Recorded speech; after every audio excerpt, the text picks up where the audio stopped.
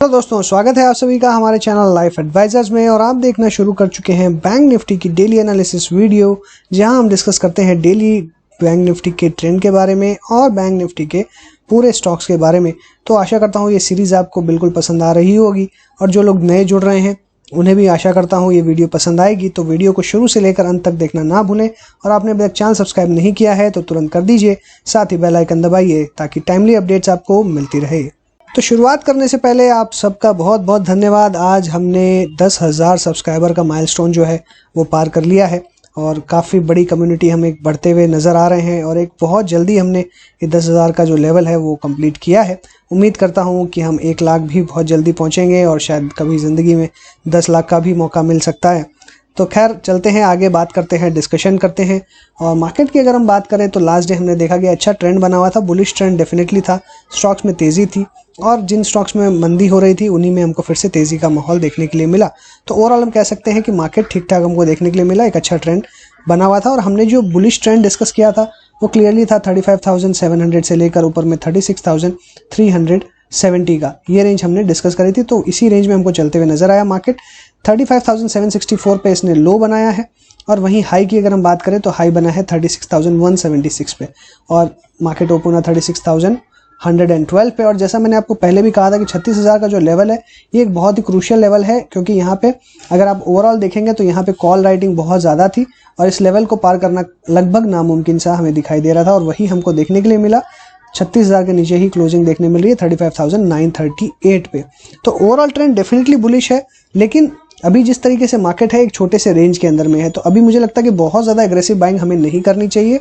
और अभी हमने जैसा यहाँ पे हर्डल बनाया है वैसा हर्डल अभी प्रेजेंट है, और ये हर्डल लगभग आता है 36,640 से लेकर 36,370, ये जो रेंज है ये इस रेंज में आता है। और जैसा मैंने आपको पहले भी कहा है कि ये रेजिस्टेंस रेंज है, ये सपोर्ट रेंज है, तो इनको आप नोट डाउन करके रखिए, ज़्यादा बेहतर रहेगा। ये जितना ज़्यादा कंसोलिडेट करेगा एक रेंज के अंदर में उतना ज़्यादा हमको अच्छा आगे का रनअप मिलेगा, चाहे अपसाइड हो चाहे डाउन साइड हो। और जो मुझे ओवरऑल नज़र आ रहा है अभी, कम से कम मुझे लगता है कि पूरा मार्च सीरीज जो है वो शायद इसी के रेंज के अंदर में निकल जाएगी। तो अभी बहुत कॉशियसली ट्रेड करना है, छोटी रेंज में, छोटे टारगेट्स और छोटे स्टॉप लॉसेस के साथ में ही ट्रेड करने में ज़्यादा फायदा रहेगा। अब आगे के दिन में क्या रेंज हमें नज़र आ रही है? अभी आगे के रेंज में दिन में मुझे ये रेंज नज़र आ रही है कि अगर मार्केट बुलिश रहता है तो पहले क्या रेंज होनी चाहिए, क्योंकि अभी हमें इस तरीके से डिस्कशन इसलिए करना पड़ रहा है क्योंकि मार्केट ट्रेंडिंग नहीं है, ये आपको ध्यान रखना पड़ेगा। पहले आपने हमेशा देखा होगा कि मैंने एक रेंज हमेशा आपको देता था कि इस रेंज में मार्केट रहेगा, लेकिन अभी मुझे बुलिश और बेयरिश रेंज देनी पड़ती है आपको, या और साइडवेज रेंज भी देनी पड़ती है, क्योंकि मार्केट अभी बहुत ज़्यादा छोटे से रेंज में घूम रहा है। तो हमें मार्केट का पहले ट्रेंड समझना होगा कि मार्केट ओपनिंग में किस तरीके से रह रहा है, मार्केट बुलिश है कि बेयरिश है कि साइडवेज रहने वाला है। तो साइडवेज हमें कुछ टाइम बाद पता चलता है, लगभग 1 घंटे के ट्रेंड के बाद में, और बुलिश और बेयरिश लगभग स्टार्टिंग में हमको समझ में आ जाता है कि मार्केट कैसा ट्रेंड करने वाला है। इसलिए बुलिश अगर रहता है मार्केट तो यहाँ पे आपको जो सपोर्ट मिलेगा फिर से 35,700 के आसपास आपको सपोर्ट मिलता हुआ नजर आ जाएगा फिर से। और वहीं पे ऊपर में जो रेजिस्टेंस है 36,370, 36,640, इस रेंज में आपको नजर आएगा। तो यहाँ पे अगर बुलिश रहता है तो इस रेंज में कहीं पे भी जा सकता है, जो कि रेंज आ रही है 36,370 से लेकर बीच में 36,640। तो ये बहुत ही छोटी सी रेंज है, तो इस रेंज में अगर कहीं पे भी आता है तो यहाँ पे आपको प्रॉफिट बुकिंग डेफिनेटली करनी चाहिए। वहीं पे इस रेंज के आसपास आता है तो आपको डेफिनेटली बाइंग करनी चाहिए, लेकिन ये वैलिड है सिर्फ जब बुलिश रहे मार्केट तब। अगर मार्केट बेयरिश रहता है तो क्या कंडीशंस हो सकती है? अगर मार्केट बेयरिश रहता है तो ये जो लेवल है ये लेवल आपका आता है लगभग, अगर हम इसे ड्रॉ करें यहाँ पे, तो ये लेवल आता है अप्रोक्सीमेटली 35,500 के आसपास, 35,500।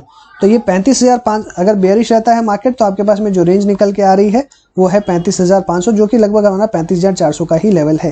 तो आप कह सकते हैं कि बेयरिश अगर मार्केट रहता है तो 35,500, 35,400 से लेकर ऊपर में 36,000 की जो रेंज है, रेदर आप 100 पॉइंट और जोड़ लीजिए, 36,100, इस रेंज में आपको मार्केट दिखाई दे सकता है, 35,500 से लेकर 36,100। तो अभी जो ओवरऑल रेंज नजर आ रही है वो यही है, इसलिए नीचे के लेवल्स पे अगर आता है तो आप बाइंग अटेम्प्ट कर सकते हैं, लेकिन बहुत ही कॉशियसली और कंडीशनल रहेगा। अगर मार्केट अगर हाइज को क्रॉस नहीं करता है तो हमें कोई बाइंग नहीं करनी है, इवन एट द बॉटम, क्योंकि हो सकता है कि फिर यहाँ से फर्दर भी गिरावट हो सकती है। इसलिए अगर ये हाइज ब्रेक नहीं होते हैं तो हमें कोई बाइंग लोअर लेवल्स पे नहीं करनी है। और मार्केट कहाँ खुलेगा ये भी जरूरी है। मार्केट सुबह अगर तेजी से खुलता है तो डेफिनेटली हमें प्रॉफिट बुक करना चाहिए, और मार्केट अगर लोअर खुलता है तो हमें ट्रेंड देखना होगा कि मार्केट क्या कंटिन्यूसली नीचे जा रहा है या मार्केट बार बार स्विंग्स देने की भी कोशिश करता है। अगर मार्केट स्विंग देने की कोशिश करे तो आप लोअर लेवल्स पे बाइंग कर सकते हैं, जहां पे हमने सजेस्ट किया है वहीं हायर लेवल्स पे सेलिंग कर सकते हैं।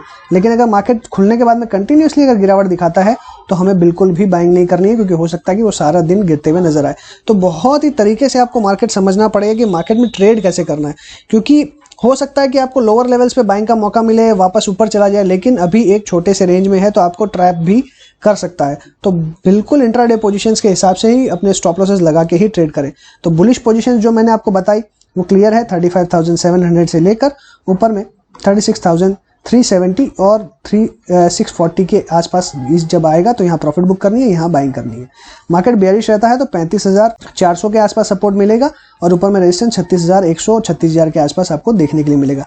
तो ये हो गई बेयरिश स्ट्रेटेजी और ये हो गई बुलिश स्ट्रेटेजी। अगर साइडवेज रहता है तो साइडवेज मुझे लगता है कि वो बहुत ही छोटी रेंज में रह सकता है, जो कि ये है, और वो रहेगा 35,700 से लेकर 36,000 की रेंज में। ये बहुत ही छोटी सी रेंज है जिसके अंदर में आपको साइडवेज पोजीशन देखने के लिए मिल सकती है।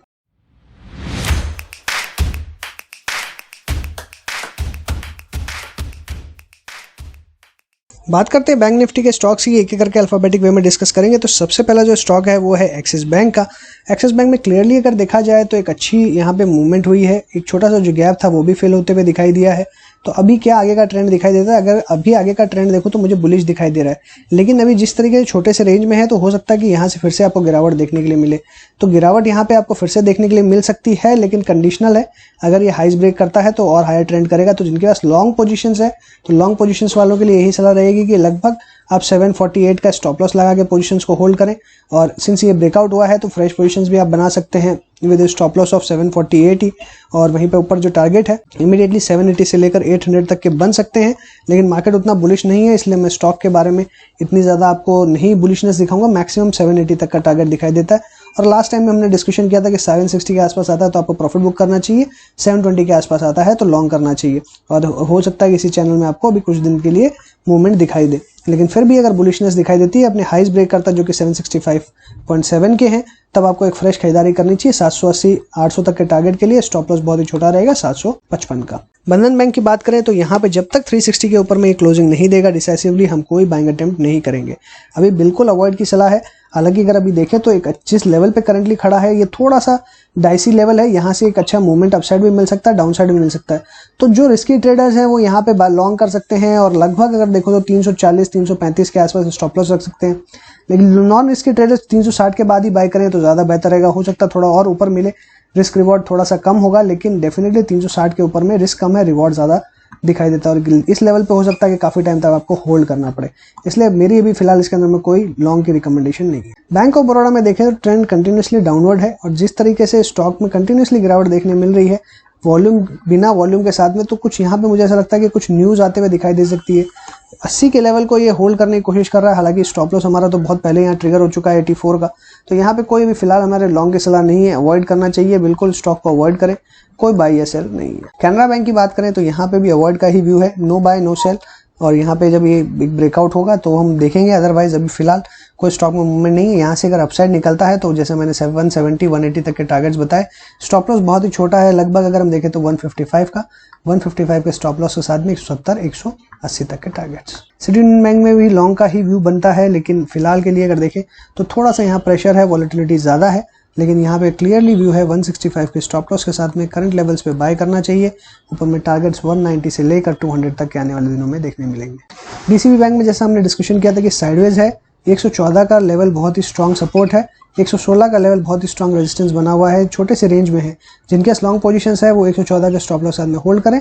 116 के बाद ही कोई बड़ा मूवमेंट देखने मिलेगा, जब तक इसके पार क्लोजिंग ना हो कोई ज़्यादा लॉन्ग ना बनाए। फेडरल बैंक की बात करें तो ट्रेंड यहाँ पे बहुत ही क्लियर है और अब ट्रेंड ही बना हुआ है, होल्ड करने की कोशिश कर रहा है। यहाँ से कोई रिवर्सल होता है तो फिर से 9200 के लेवल्स, करंट लेवल्स पे 84 का क्लोजिंग बेसिस पे स्टॉप लॉस रखें। एचडीएफसी लाइफ में जैसा मैंने डिस्कशन किया था कि लास्ट डे अच्छी तेजी के बाद में फिर से मूड बन रहा था, यहाँ पे और तेजी होते हुए दिखाई देगी, लेकिन वहाँ पे हमने देखा कि ओपन जो है वो हायर हुआ, लेकिन क्लोजिंग लोअर पे ही होते हुए दिखाई दे रही है और अच्छी खासी लोअर लेवल्स पे ही क्लोजिंग हुई है, दिन के लो पॉइंट पे ही क्लोजिंग हुई है। थोड़ी सी बेरिशनेस जरूर है, वॉल्यूम बहुत ज़्यादा नहीं है और ट्रेंड बिल्कुल डाउनवर्ड्स है। तो यहाँ से हो सकता है कि कोई भी लेवल आता है तो एक ब्रेकआउट हो सकता है, लेकिन अभी फिलहाल जब तक नहीं होता है तब तक हम कोई लॉन्ग की स्ट्रेटेजी नहीं बनाएंगे।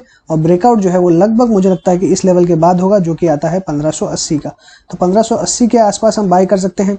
इस लेवल पे बाय करेंगे तो हो सकता है कि थोड़ा सा नीचे आपको लेके जाए। स्टॉप लॉस आपका 1500 का रहेगा, तो लॉस बड़ा रहेगा, प्रॉफिट कम रहेगा। लेकिन वही अगर हम 1580 पे खरीदेंगे तो हमारा स्टॉप लॉस रहेगा 1560 1550 का, तो वो ज़्यादा बेटर रहेगा। ICICI बैंक में थोड़ा सा एक ब्रेकआउट देने की कोशिश करिए, ब्रेकआउट के ऊपर होल्ड कर रहा है। एक रेजिस्टेंस छोटा सा जो है इसे 20 डे सिंपल मूविंग एवरेज का यहाँ पे आप देख पा रहे होंगे कि मिल रहा है। तो ये एक रेजिस्टेंस जब ये ब्रेक करेगा तो यहाँ पे हाई चांसेस है कि मूवमेंट होते हुए दिखाई देगी। 620 के ऊपर में बाइंग का ही व्यू था। स्टॉप लॉस यहाँ पे थोड़ा सा बड़ा है, लेकिन यहाँ से इमीडिएटली अगर गिरावट होती है तो एग्जिट करना ही बेहतर रहेगा। और यहाँ से अगर मूवमेंट होता है तो 640 का एक नेक्स्ट टारगेट रहेगा। 640 के बाद में 660 तक के लेवल्स देखने मिल सकते हैं। IDFC अभी हायर लेवल्स पे कंसोलिडेट कर रहा है, अपने लेवल्स को होल्ड कर रहा है, ये काफ़ी अच्छी बात दिखाई दे रही है। और यहाँ पे 70 से लेकर 75 का टारगेट्स इंटैक्ट है, 64 का स्टॉप लॉस रखे। इंडियन बैंक में भी फिलहाल देखें तो एक नीचे के लेवल्स पे आते हुए दिखाई दे रहा है। और इनका अभी जो 130 का सपोर्ट है ये स्ट्रांग है, लेकिन फिर भी जिस तरीके का ब्रेकडाउन हुआ है यहाँ से एग्जिट का ही व्यू बनता है। इंडसइंड बैंक में देखें तो लोअर लेवल पे 114 जो है इसका 1014 एक अच्छा सपोर्ट दिखाई दिया हमको, वहां से फिर से बाउंस बैक देखने मिला। रेटिंग अपग्रेड्स आते हुए दिखाई दे रहे हैं, लेकिन वॉल्यूम्स अभी भी काफ़ी ज़्यादा इसमें हाई है और अभी भी ये इंडिसाइसिव ही चलते हुए दिखाई दे रहा है। यहाँ पे हमको एक रिवर्सल का सिग्नल मिला था कि यहाँ पे रिवर्सल हो सकता है, लेकिन ये रिवर्सल का एग्जैक्ट ट्रेंड नहीं था, इसलिए नेक्स्ट डे भी इंडिसाइसिवनेस ही देखने के लिए मिल रही है। अभी ये एक हर्डल है जो कि इसका 20 डे सिंपल मूविंग एवरेज है, इसके ऊपर निकलेगा तो तेजी हो सकती है, बट बहुत ज़्यादा क्लियर ट्रेंड नहीं है तो अवॉइड करना ही सबसे ज़्यादा बेहतर ऑप्शन होगा। कोटक महिंद्रा बैंक में देखें तो लास्ट डे थोड़ा सा यहाँ प्रॉफिट बुकिंग देखने मिल रही है। जिस तरीके का मूवमेंट है थोड़ा सा एक यहाँ लगता है कि फिर से करेक्टिव एक्शन हो सकता है। 1920 जो इसका ब्रेकआउट का लेवल है ये रीटेस्ट हो सकता है, तो यहाँ पे अगर आता है तो डेफिनेटली फिर से एक बार फ्रेश बाइंग करनी चाहिए 1880 के स्टॉप लॉस के साथ में, और फिर ऊपर में टारगेट 2040 तक के फिर से देखने के लिए मिल सकते हैं। PNB की बात करें तो यहाँ पे भी होल्ड की सलाह है विद स्टॉप लॉस ऑफ 40 हमारा स्टॉप लॉस रहेगा, ऊपर में टारगेट 42 44 46 के। RBL में भी बिल्कुल साइडवेज है ट्रेंड, और यहाँ पे अगर देखें जब तक जैसा मैंने डिस्कशन किया कि 252 के ऊपर क्लोजिंग ना हो तब तक कोई बाय नहीं है। 252 के ऊपर बाय करेंगे, नीचे में स्टॉप लॉस अभी फिलहाल के लिए जिनकी लॉन्ग पोजीशन है ये सपोर्ट लाइन रहेगी, इसके नीचे क्लोज होता है तो एग्जिट कर लें। SBI अपने लेवल्स को होल्ड करने की कोशिश कर रहा है। 385 को जो लेवल था ये होल्ड करने की कोशिश कर रहा है, जब तक इसके ऊपर टिका हुआ है डेफिनेटली ठीक है, लेकिन ट्रेंड बिल्कुल डाउनवर्ड का है। और जिस तरीके से स्क्वीज हो रही है इसकी रेंज और ये डाउन ट्रेंड की तरफ जा रहा है, और अगर देखेंगे तो डिसेंडिंग ट्रायंगल टाइप का पैटर्न जो है इसने फॉर्म किया है, जिस साइड ब्रेकआउट होगा बहुत तेजी से गिरावट या तेजी से अपसाइड मूवमेंट देखने मिलेगा। वॉल्यूम्स भी आप देखेंगे तो थोड़ी सी लूज होते हुए नजर आ रही है, तो क्लियर कट संकेत है कि एक बड़ा ब्रेकआउट स्टॉक में जल्दी देखने के लिए मिलेगा। हो सकता है कि नेक्स्ट 2-3 दिन और लगे, तो जल्दी का मतलब ये नहीं कि कल ही देखने मिलेगा, कम से कम हो सकता है 2-3 दिन 4 दिन और एक हफ्ते कंसोलिडेट कर सकता है। लेकिन अगर इसी रेंज में रहेगा तो डेफिनेटली रिस्क रिवॉर्ड बनता है। अब किस साइड का ट्रेड लेना है ये ब्रेकआउट के बाद ही संभव है, तो जो रिस्की ट्रेडर्स हैं वो दोनों तरफ के जो ट्रेड्स हैं वो हेज करके भी ले सकते हैं, चाहे वो फ्यूचर्स और ऑप्शंस के जरिए हेज करके स्ट्रेटजी बना के भी ले सकते हैं। स्ट्रेटजी क्या होनी चाहिए ये तो आपको डिसाइड करना होगा, लेकिन डेफिनेटली यहाँ पे एक बड़ा मूवमेंट मुझे लगता है कि आते हुए दिखाई दे सकता है। सो इसी के साथ मैं अपनी बात को वाइंड अप करूंगा। अगर आपको अच्छा लगा हो तो लाइक कीजिएगा, दोस्तों के साथ शेयर कीजिए, कमेंट बॉक्स में व्यूज लिखना ना भूलें। चैनल सब्सक्राइब नहीं किया है तो तुरंत कर दीजिए, साथ ही बेल आइकन दबाइए ताकि टाइमली अपडेट्स मिलती रहे। So thanks for watching again, happy trading and investing.